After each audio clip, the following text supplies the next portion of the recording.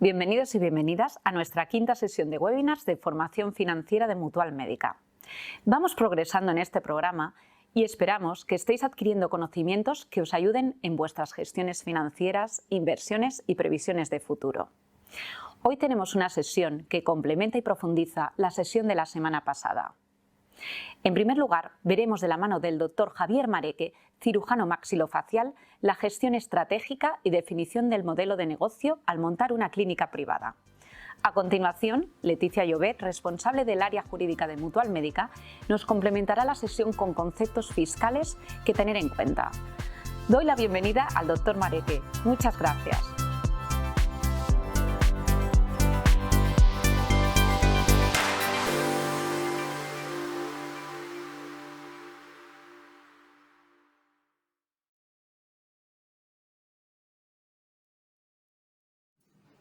Hola, buenas tardes a todos. Hoy la presentación estará dividida en dos bloques.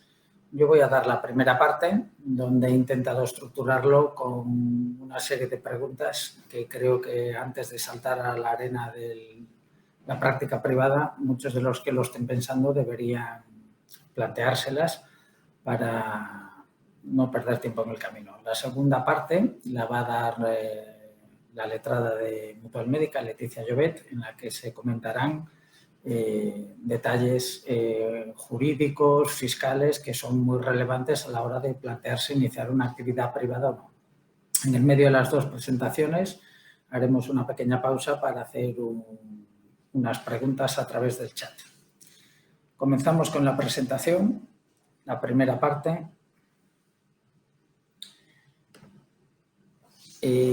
A la hora de plantearse que quieren iniciar una actividad privada, los médicos muchas veces en las facultades de medicina no nos dan formación en cómo arrancar un negocio. Esto sí ocurre en otras facultades de empresariales, de marketing, de derecho, pero nuestra disciplina no suele recoger estos conceptos en su currículum.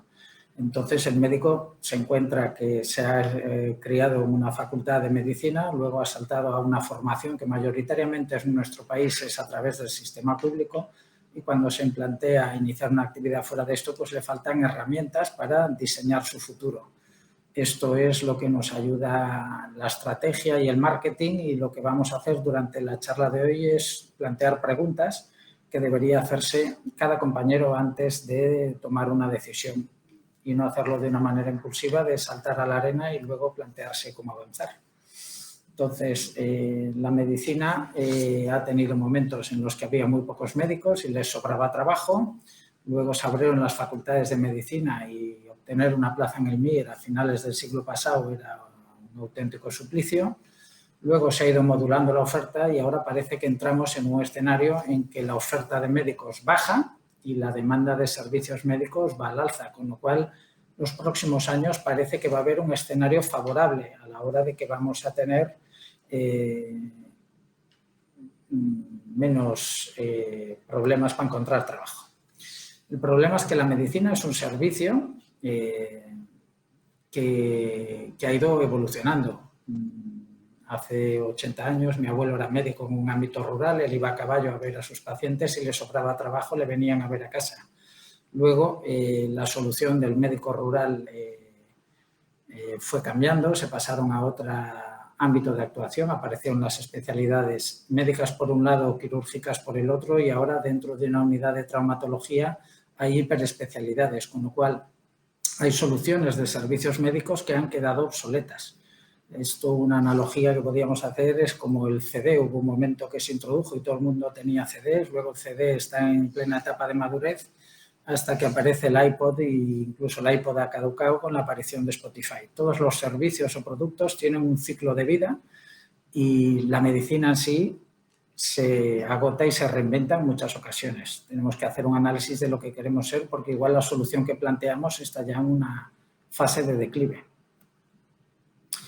La medicina conceptualmente yo la interpreto como un ámbito profesional que tiene 4 patas y que para alcanzar la excelencia muchas veces hay que tocar un poco las 4. Lo que pasa es que, insisto, en las facultades no nos enseñan a hacer muchas de estas. Vamos a ir desgranando cada uno de los conceptos de estos ámbitos La asistencia en nuestro país básicamente se divide entre pública y privada. En muchas de las autonomías, bueno, en todas, está transferida a la sanidad y antes opositabas al InSalud y podías moverte dentro del mercado nacional. Ahora, alguien que tiene una plaza en propiedad dentro de una fundación en Cataluña, moverse a un hospital de Galicia, pues es complicado, no hay esa circulación. Entonces, depende del ámbito territorial donde estés, esto puede plantear dificultades a la hora de plantearte iniciar tu práctica privada, que muchas veces va ligado a la pública. Hay unos centros de atención primaria, desgraciadamente ahora estamos en la picota en las noticias por problemas en este ámbito de la profesión. Y luego aparecen unas figuras que son los centros hospitalarios, aparte de los centros de atención primaria, de diferentes dimensiones, y unos cuentan con todas las especialidades, otros con otras.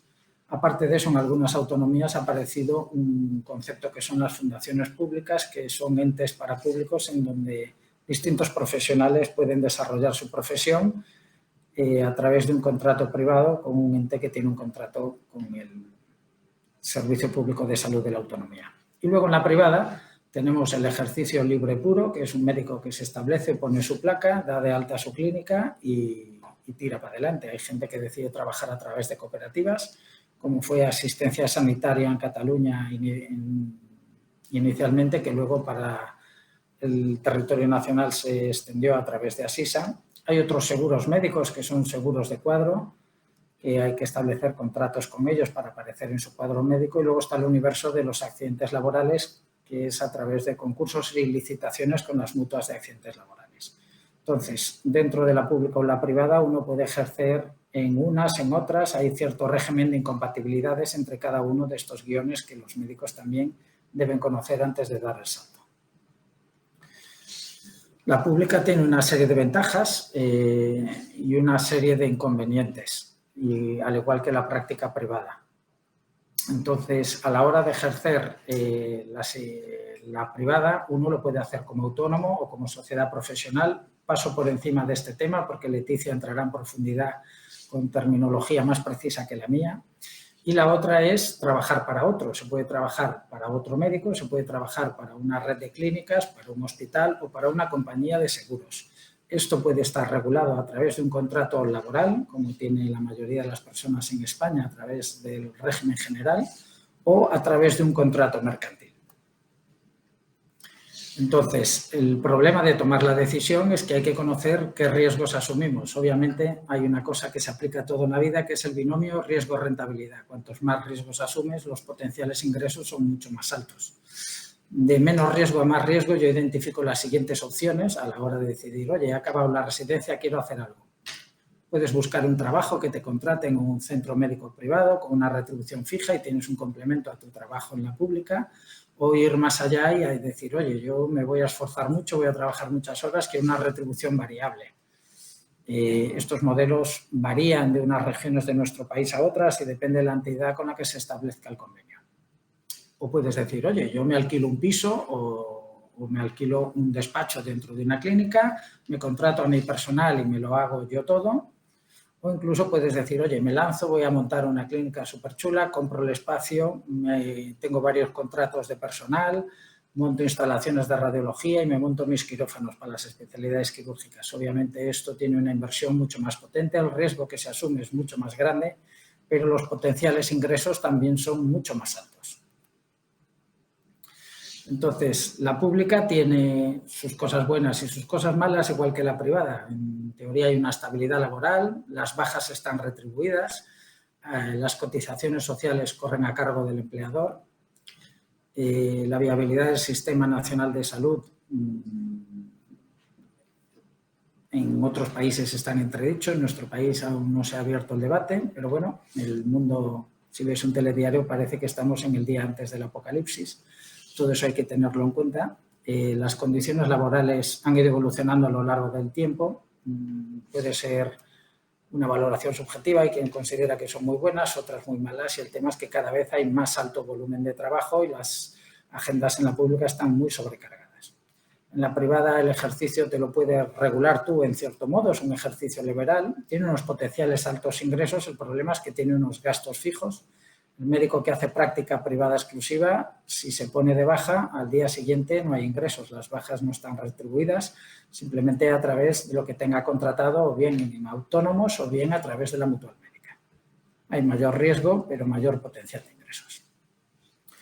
Hay otros profesionales que deciden hacer su carrera profesional público o privada a través de la docencia. Las posibilidades de docencia en nuestro ámbito son muy elevadas. Puede ser a través de universidades, de sociedades científicas regionales, nacionales o internacionales. Hay instituciones y fundaciones que también se dedican a todo esto. Los colegios, en según qué provincia, tienen mucha actividad docente y hay gente que realmente su oficio es la docencia. Montan máster, públicos o privados, tienen una retribución por ello. Y también hay que conocerlo porque también aplica todo lo que luego explicará Leticia. Puede ser de una manera liberal o de una manera contratada o a través de una sociedad. Incluso hay gente que se gana la vida vendiendo sus artículos en la web o editando libros. Es un desafío intelectual, la docencia es compartir conocimiento y eso es atractivo. El problema es que en nuestro país no es una disciplina que en la mayoría de los ámbitos esté muy bien retribuida. Hay gente que dice, oye, a mí la asistencia no me va, la docencia no me convence, a mí me encanta investigar. La investigación es la búsqueda intencionada de conocimientos o soluciones a problemas de carácter científico.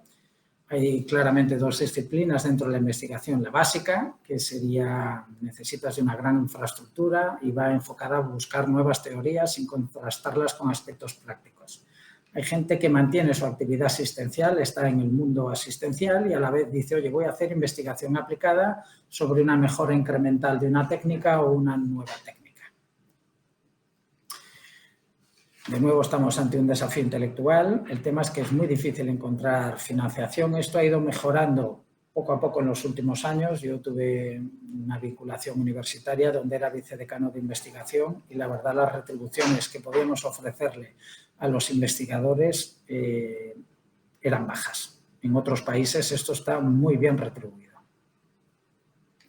Y luego hay gente que dice que no le va ni la asistencia ni la docencia ni la investigación y decide enfocar su vida a la gestión. La gestión es muy amplia, te puedes dedicar a gestionar colegios de médicos, hay licenciados en medicina que se dedican a la gestión de estas organizaciones de las que todos formamos parte, hay gente que se dedica a la gestión clínica dentro de su centro hospitalario y va poco a poco abandonando la asistencia, hay gente que trabaja dentro de los sistemas de salud, en grandes corporaciones empresariales, industriales, de material médico, compañías aseguradoras, hay gente que salta de la medicina asistencial a gestionar la universidad y a gestionar sociedades científicas. Incluso hay médicos que se dedican a hacer consultoría y coaching ayudando a otros médicos que quieren desarrollar algún aspecto de su carrera profesional o formarse para reinventarse.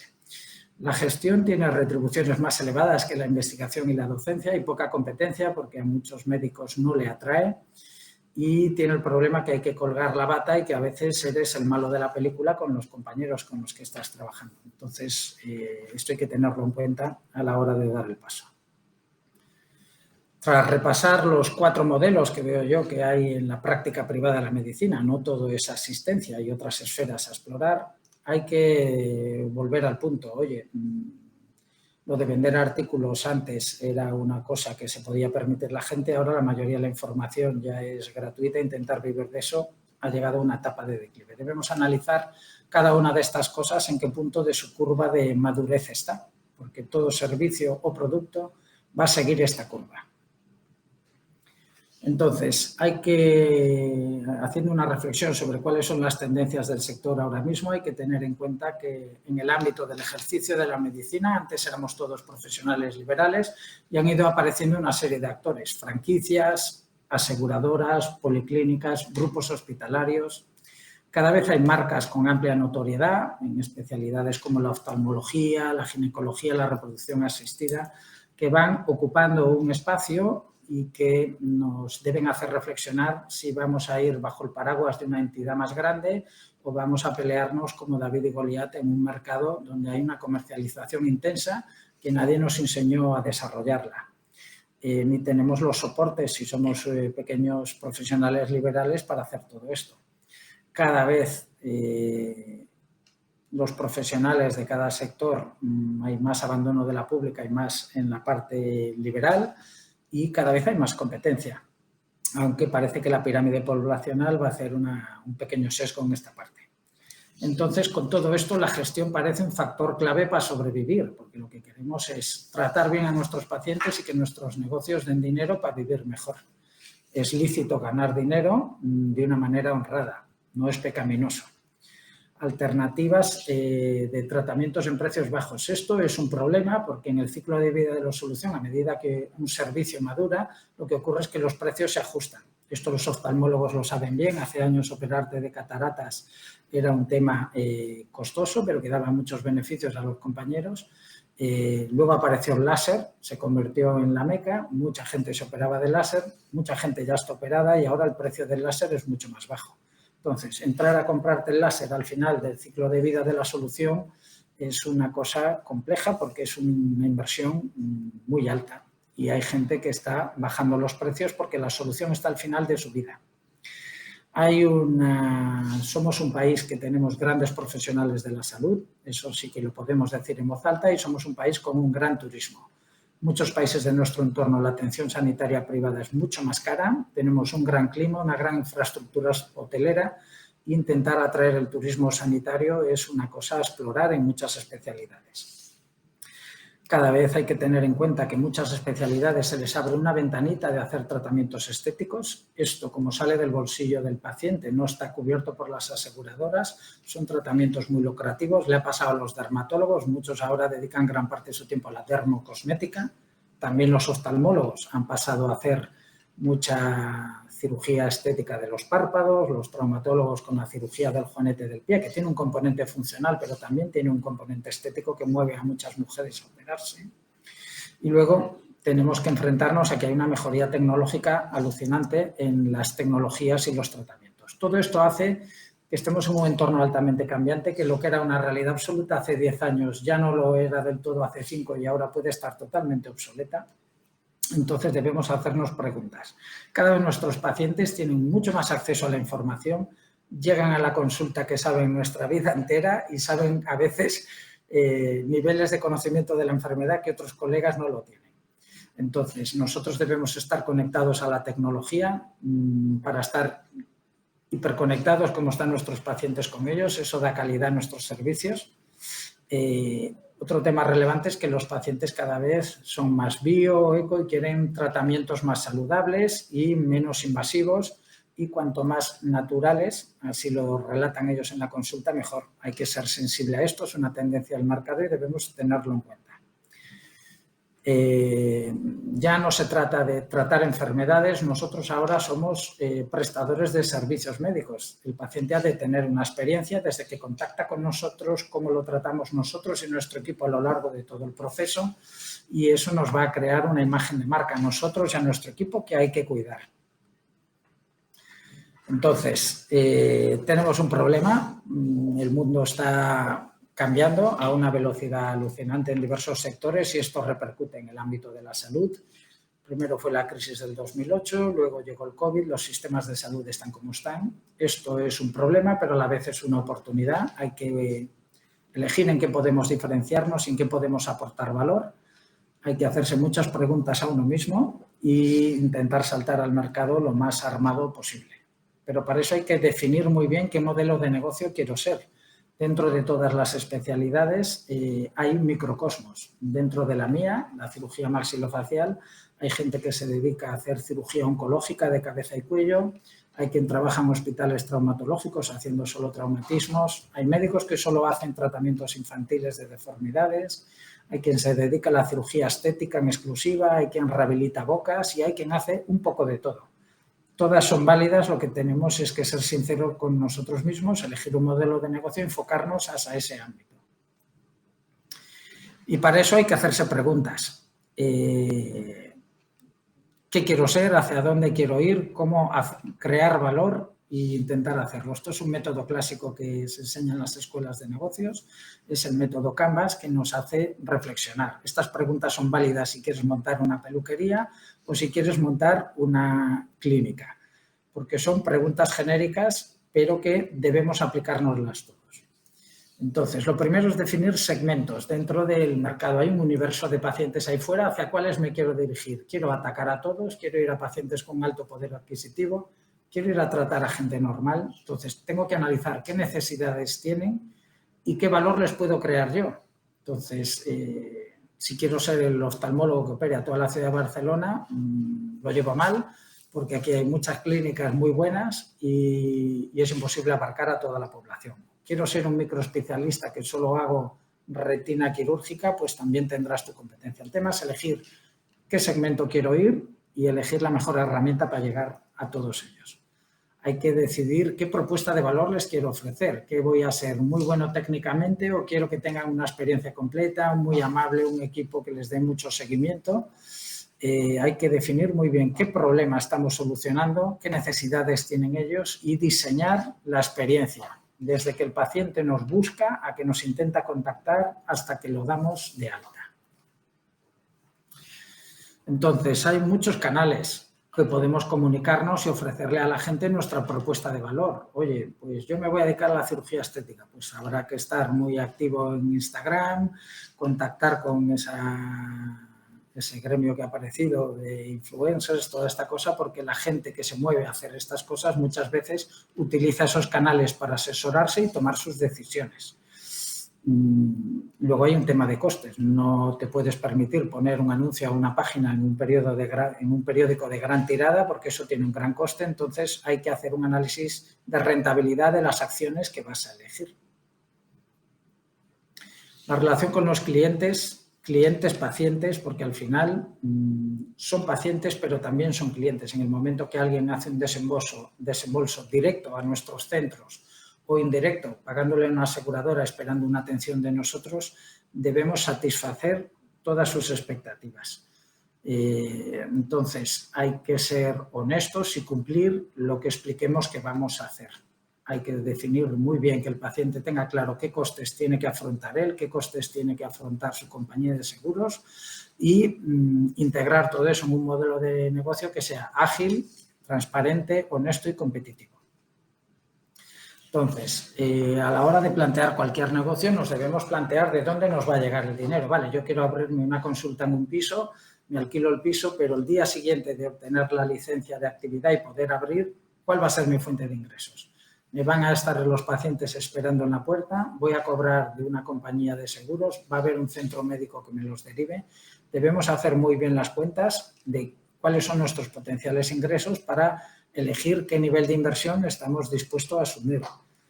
Hoy en día la medicina ha entrado también en las finanzas. Hay muchas compañías que se prestan a dar servicios de financiación a los pacientes para que puedan acceder a tratamientos. Hay pacientes que podrían pagarlo, pero que no tienen en el momento del tratamiento el dinero para hacer un desembolso. Entonces, hay que estudiar la posibilidad de facilitarles a estos pacientes créditos al consumo. Entonces, es importante identificar las actividades clave dentro de la propuesta de clínica que vamos a hacer. ¿Cuál es nuestra propuesta de valor? ¿Cuál es la estrategia de canal que voy a seguir? Y con todo eso, atacar y salir. Pero necesitamos hacer bien las cuentas. ¿Qué recursos físicos necesito? ¿Voy a alquilar un piso? ¿Voy a alquilar un despacho dentro de una clínica multiespecialidades? ¿Cuánta gente voy a necesitar a mi alrededor? ¿Voy a necesitar un personal administrativo o 2 personas? ¿Voy a hacer la contabilidad en la consulta o voy a tener una gestoría externa? Los recursos humanos que vamos a necesitar es clave. Los costes del personal es una cosa que puede hacer que pasemos de estar en números rojos en negativo a negro si no hacemos una planificación adecuada. Y luego toda esta cantidad, si tenemos bien hecho el estudio, se puede ver de financiar en el tiempo y acceder a un crédito y que una entidad bancaria nos permita sobrevivir los primeros meses. Entonces, los colaboradores clave en nuestro entorno sanitario, en inglés le llaman stakeholders, pero a nuestro alrededor hay gentes. Hay una serie de prescriptores, que son la gente que va a hacer que nuestros pacientes lleguen ahí. ¿Voy a hacer todo esto solo o me voy a asociar con otros médicos? Si vuelvo a la oftalmología, tienen que comprar maquinaria, tienen muchos juguetitos, pueden necesitar un láser, todas esas cosas del bisturí que usan para las cataratas. Hay muchas veces que las compañías acompañan a los médicos en el despegue, le dejan maquinaria muy cara que el médico no se podría pagar y el médico lo paga a través de pagar unos fungibles más caros. Entonces, lo vamos a hacer con nuestros socios, cada uno pone un dinero, montamos una sociedad y nos endeudamos juntos. ¿Y qué va a hacer cada socio? Es muy importante perder mucho tiempo al principio hablando esto con los compañeros para no tener problemas de comunicación en el futuro. Y vuelvo, vamos a iniciar una actividad económica. Nosotros tratamos pacientes, pero el negocio ha de ser sostenible. Si hacemos muy bien los tratamientos, pero el negocio pierde dinero, puede ir nuestro patrimonio personal y el de nuestras familias detrás. Entonces, hay que tratar bien a los pacientes, pero el negocio ha de ser sostenible. Tenemos que tener una estructura de costes clara, saber cuáles son nuestros gastos fijos que vamos a tener cada mes y cuáles van a ser los costes variables. A modo de resumen de mi parte, hay que conocer muy bien a los clientes, qué tipo de cliente quiero ser. No es lo mismo trabajar en la provincia de Orense que en la provincia de Barcelona, que en una localidad pequeña que en la gran capital que es Madrid. Hay que identificar muy bien los segmentos, conocer a nuestros clientes y elegir hacia dónde quiero ir. Y luego hay que personalizar. No vale el café para todos, la medicina se ha vuelto un traje a medida, tenemos que conocer muy bien a nuestros clientes, hay que perder mucho tiempo analizando esto antes de saltar a la calle porque te puedes dar una bofetada, pensando que todo el mundo va a entrar por la puerta y, oye, hay gente que no elige por el médico, elige por el cuadro médico de la aseguradora, eso hay que tenerlo en cuenta y poner los pies en la tierra. Lo que sí es una clave para el éxito es la omnicanalidad. No vale poner una placa en la puerta del edificio hoy en día para que nos conozcan. Hay que estar en Internet, hay que estar haciendo docencia, hay que estar haciendo ruido para que la gente hable de ello.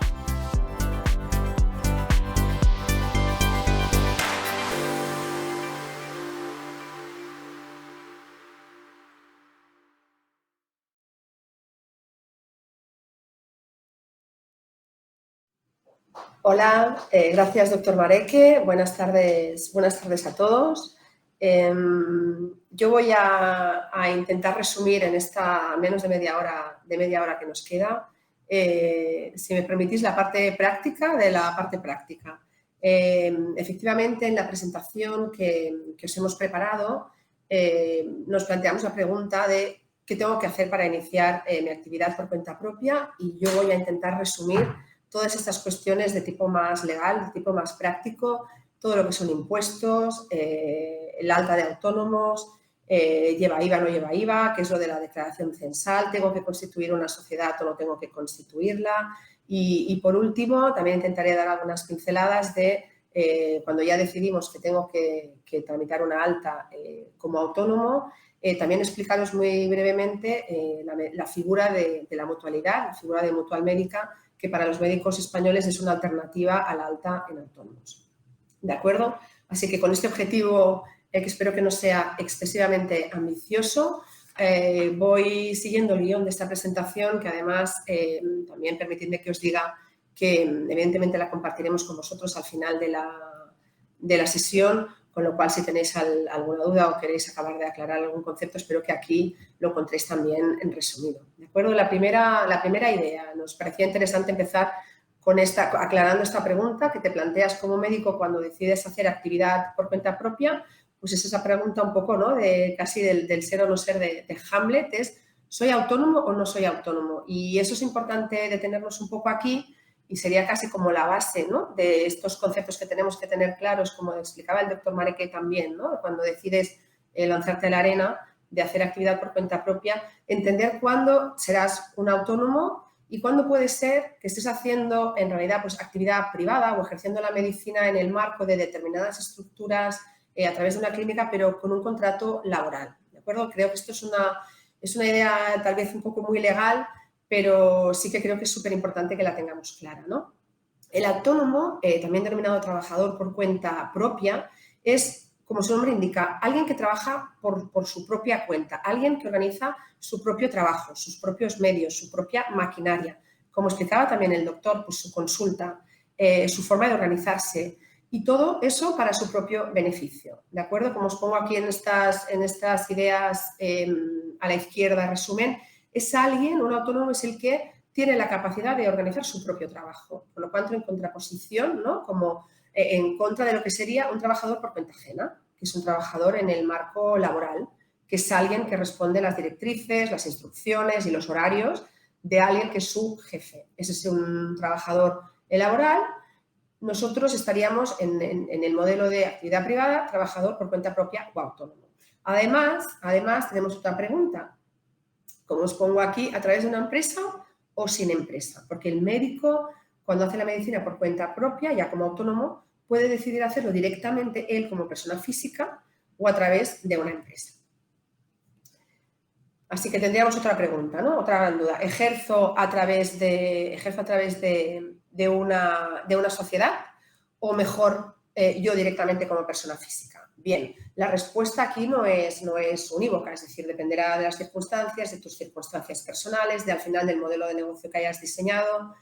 Tenemos que tener en cuenta que si ejercemos la actividad directamente nosotros como persona física, eso le pasa a un médico y le pasa a como decía el doctor Mareque, a un peluquero, respondemos directamente con nuestro propio patrimonio personal. No hay una separación en mi esfera económica, en la esfera de mi patrimonio, entre lo que es el patrimonio personal mío privativo de el que está asignado a mi actividad, en este caso como médico.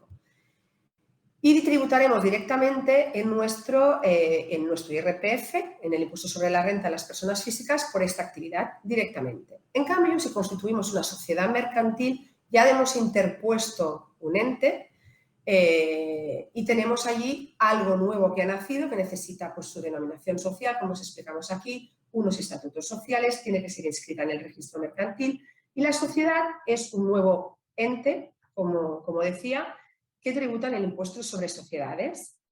Los rendimientos, el beneficio que se genere por esta actividad médica que he decidido instrumentar a través de una sociedad es un beneficio que se genera dentro de la sociedad que tributan el impuesto sobre sociedades. La sociedad, además, necesita, como un director de orquesta, por decir algo, necesita un administrador. Si constituimos una sociedad, si decidimos ejercer nuestra actividad mediante una sociedad, tendremos que designar un administrador en la sociedad. Y a partir de ese momento, nosotros pasaremos a tener la figura que se denomina de autónomo societario. El autónomo societario es una figura, esto ya casi, si me permitís, incluso la expresión sería ya un concepto un poco para nota, pero creo que es importante que al menos pues, que nos suene y que lo tengamos en la mente, ¿no? El autónomo societario es una figura como específica, con un subtipo de trabajador autónomo con unas obligaciones un poco particulares. Y es importante que esto lo tengamos en cuenta y que sepamos qué implicaciones tiene. ¿Cuándo tendré la obligación de darme de alta como autónomo societario? Con estas obligaciones adicionales, con una cotización un poco distinta, un poco alta, con unos formalismos que tengo que tener en cuenta. La ley te lo acota muy claramente. Esencialmente lo que viene a decir es, mira, tú aunque tengas menos de una cuarta parte de esta empresa, a partir de esta cuarta parte, si lo que estás haciendo allí es realmente ejercer el control, tienes la dirección y la gerencia, por mucho que me digas que solo tienes un 26 o un 28 o un pequeño 30%, como os digo, a partir de ese el primer bullet que ponemos aquí, a partir de este 25% de capital, si realmente tú eres el que en esa sociedad médica, en esa empresa ejerces la dirección y la gerencia, es tu obligación darte de alta como autónomo societario. Si tienes el 33% o más, pero trabajas en la empresa, también tienes la obligación de darte de alta como autónomo societario. ¿De acuerdo? Un escenario en el que dices, bueno, mira, es que tengo solo el 30% y trabajo en la empresa, bueno, pues como no llega al 33%, no tendrías la obligación de darte de alta como autónomo societario. A partir del 33% sí que tienes la obligación de darte de alta como autónomo societario.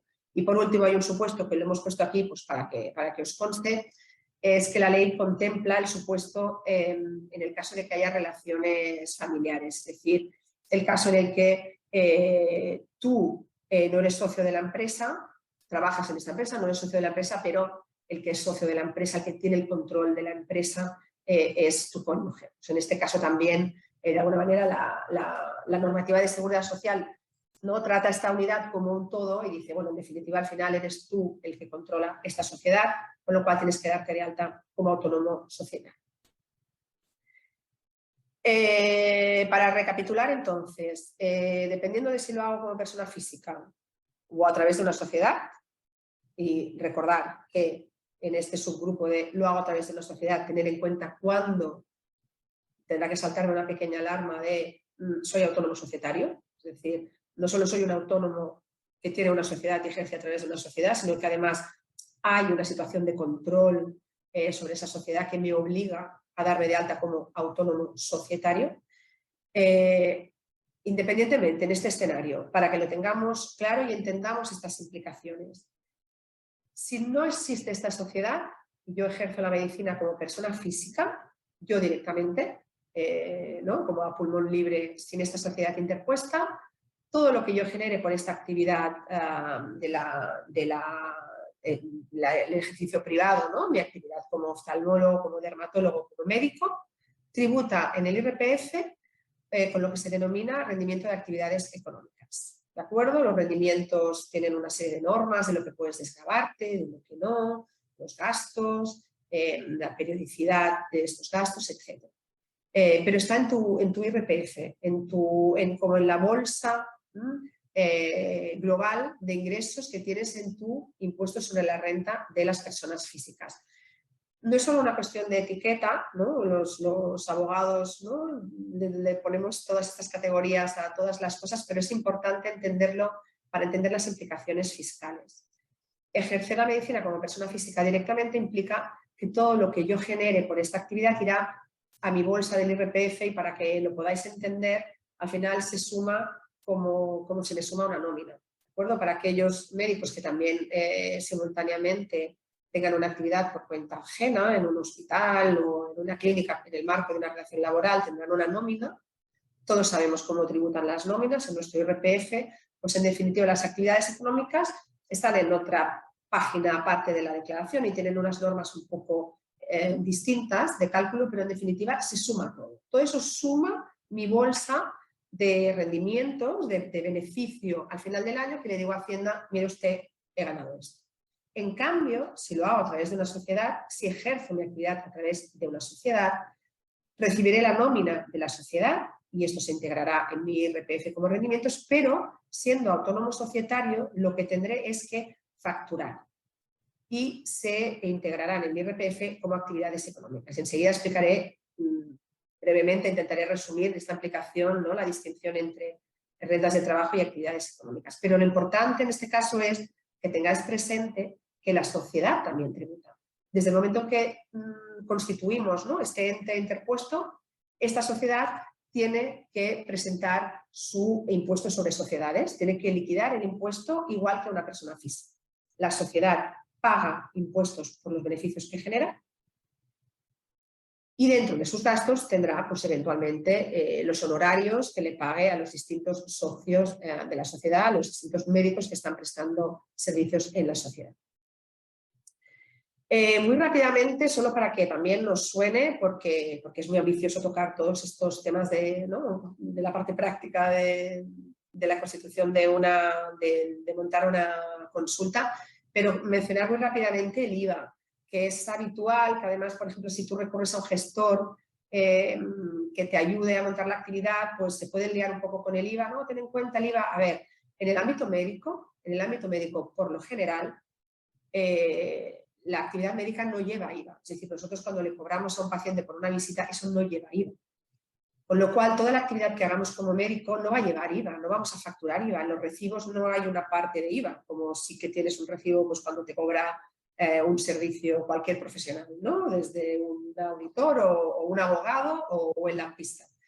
Los servicios médicos no llevan IVA, por lo tanto, tu actividad como médico no va a tener un IVA soportado, con lo cual el IVA que tú soportas por tu actividad, desde el IVA de los suministros, el IVA de cualquier servicio que necesites, como nos explicaba el doctor Mareque, desde una asesoría, por ejemplo, en temas de comunicación, eso llevará IVA pero ese IVA no nos lo podremos desgravar, no podremos compensar ese IVA. Que tengamos presente que el IVA de la consulta es un IVA que se soporta como gasto porque la actividad médica por lo general no lleva IVA. La única actividad médica que lleva IVA es la actividad de cirugía estética, que es lo que os explicamos aquí con mucha letra en esta slide. ¿De acuerdo? O sea que atención, la actividad médica no lleva.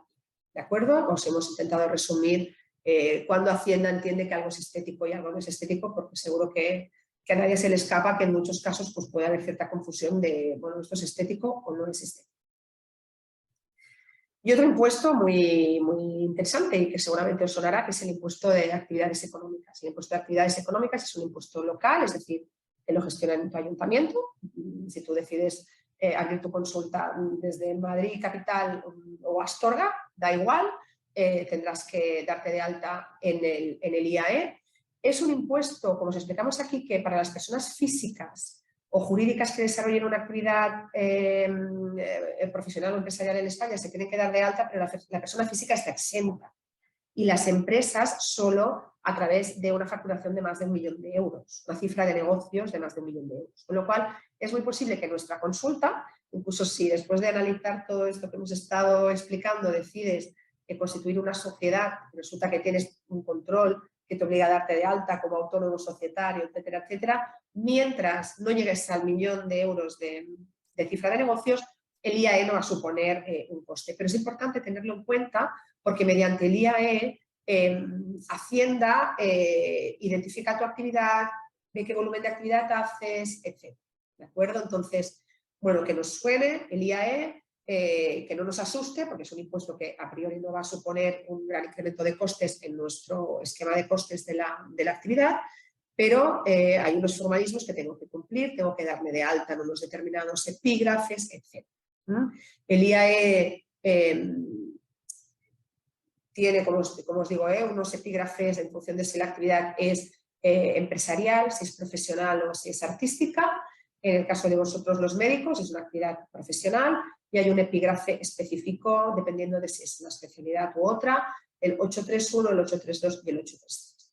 Esto que veis ahora que os estamos enseñando en pantalla nos ha parecido útil recogerlo aquí en la presentación para que también lo visualicéis. Es propiamente el modelo de declaración censal. Es un trámite censal para informar a Hacienda de qué voy a hacer, dónde lo voy a hacer, con qué medios lo voy a hacer. Como os decía en la diapositiva anterior, al final es un impuesto, el IAE, que se utiliza sobre todo por parte de Hacienda para recabar estos datos.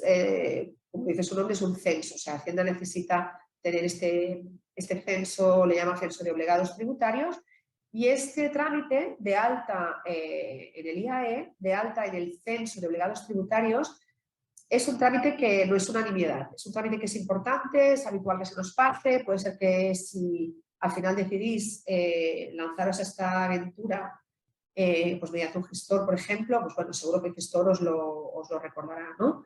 Pero sobre todo, si lo hacéis vosotros por vuestra propia cuenta, no olvidar este trámite de alta. Una puntualización solo, el doctor Marek ha hablado de ejercer como médico llevando a cabo actividad docente. Nada, unas pinceladas sobre la fiscalidad para los médicos que hacen actividad docente o que deciden hacer actividad docente, tener en cuenta que esto, desde el punto de vista del IRPF, se equipara a rendimientos del trabajo, o sea, a una nómina, ¿de acuerdo? Te pagarán por hacer esta actividad docente, pero es como si fuera una nómina, ¿de acuerdo? No es un epígrafe del IAE, porque se entiende que mediante esta actividad docente, excepto supuestos más extraños, ¿no?, en los que realmente constituyes una sociedad para hacer esta formación o una academia, pero por lo general cuando los médicos hacéis actividad docente no se considera la ordenación por cuenta propia de medios humanos y materiales para hacer una actividad, con lo cual no es actividad económica y va en el IRPF en el ámbito de rendimientos de trabajo. Y la pregunta que ahora pues yo formularía, ¿no? Sería, bueno, ¿y no tengo que hacer nada más? Pues bueno, hay más cosas. Hay mucho papeleo para montar tu propia clínica. El doctor Mareque se ha referido a ello, ¿no? O sea, bueno, una vez ya has tomado la decisión de si lo haces en un determinado local, pues tendrás que tener en cuenta todas las obligaciones, ¿no? Todos los trámites relacionados con ese local, con la licencia de actividades, el alta en un registro sanitario correspondiente, sea el de la comunidad autónoma, sea eventualmente incluso del ayuntamiento. Y por otro lado, hay una cuestión muy importante a la que me refería al principio de esta presentación, ¿no? El alta en el régimen de la seguridad social correspondiente.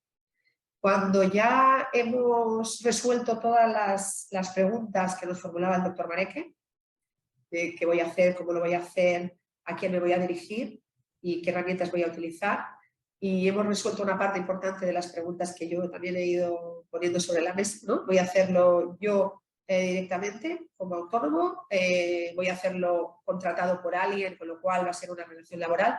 Cuando ya estoy en el ámbito del autónomo, del trabajador por cuenta propia, sea societario o no societario, y ahora os diría de olvidar esa parte, sí que tenerla presente para saber dónde nos encuadramos o dónde el gestor tiene que encuadrarnos, pero cuando ya estamos en el ámbito del trabajador por cuenta propia, hay otra obligación que no son propiamente impuestos, o no sería del todo correcto encuadrarlo dentro del concepto de impuestos, que es darse de alta en el régimen correspondiente de la seguridad social.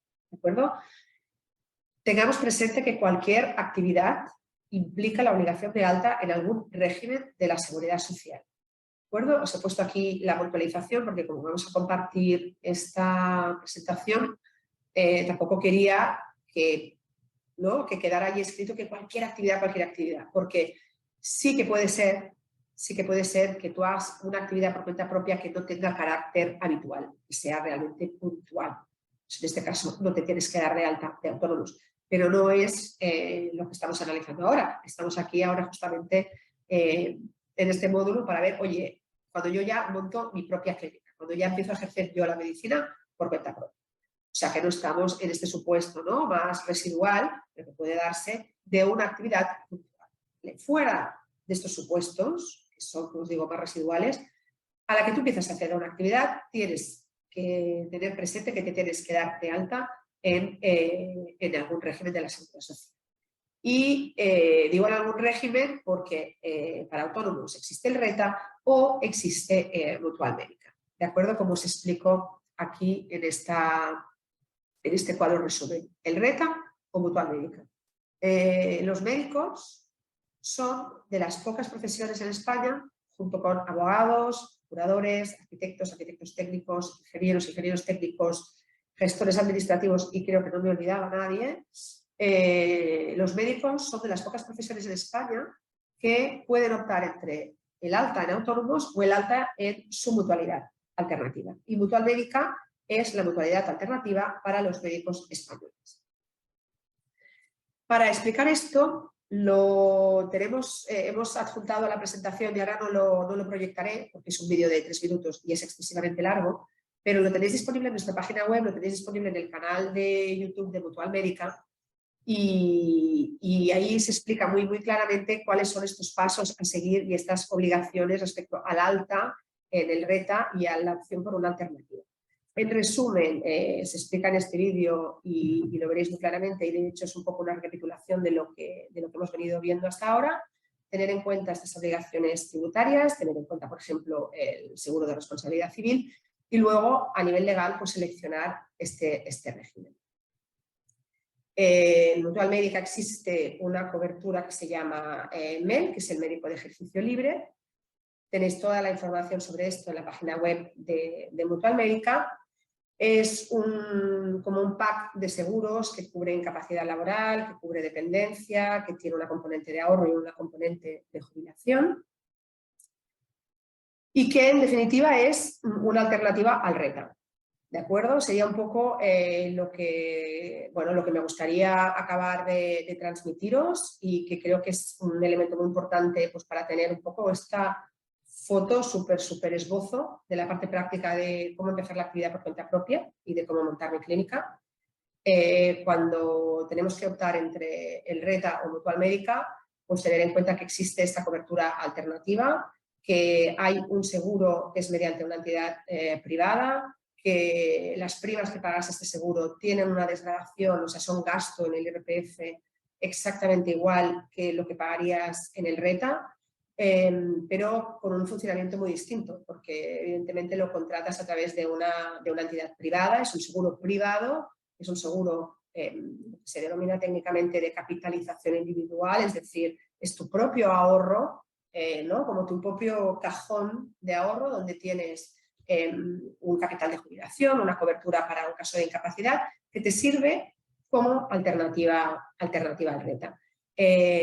Aquí hago la cuña publicitaria porque hay otro de los módulos en los que se explica por parte de mi compañero de Mutua Médica también, Daniel Blay, explicará cómo funciona este seguro, cuáles son sus características, pero aquí a efectos de este módulo lo que me interesaba era compartir con vosotros pues esta obligación de darse de alta o en el RETA o en Mutual Médica desde el momento en que empiezas a hacer la actividad y tienes que darte de alta de autónomos, que todos los médicos en España sean conscientes de que existe la alternativa mediante Mutual Médica y que es una alternativa que en muchos casos, sobre todo cuando como médicos estáis también ejerciendo simultáneamente actividad por cuenta ajena, es decir, cuando compatibilizáis las dos actividades, estáis en el régimen general, ¿no? Con una relación laboral, lo más habitual es, por ejemplo, por las mañanas, ¿no? En un hospital o en el Servicio Gallego de Salud.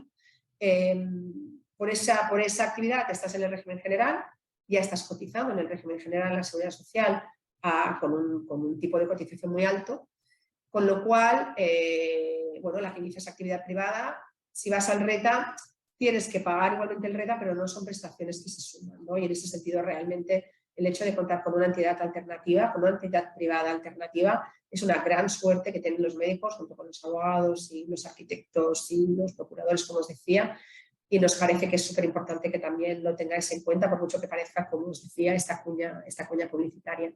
Insistir que en la presentación que os compartimos os hemos puesto esta píldora, ¿no? Es un vídeo que dura apenas 3 minutos, donde se explica, yo creo, muy claramente cuáles son los trámites a seguir para dar de alta la cobertura del MEL. Y por último, en la presentación que ahora también os compartiremos, yo había previsto un par solo de slides para explicar qué es una mutualidad y qué es Mutual Médica. Pero creo que en definitiva, además estamos ya llegando al final del webinar, yo no quiero alargarme más, os voy a dar pues nada, unos minutos por si tenéis alguna pregunta. Yo creo que con esto hemos revisado esencialmente lo que nos parece más importante desde Mutual, también con la experiencia que tenemos en nuestro día a día, que vemos de vosotros los médicos cuando hacéis actividad por cuenta propia.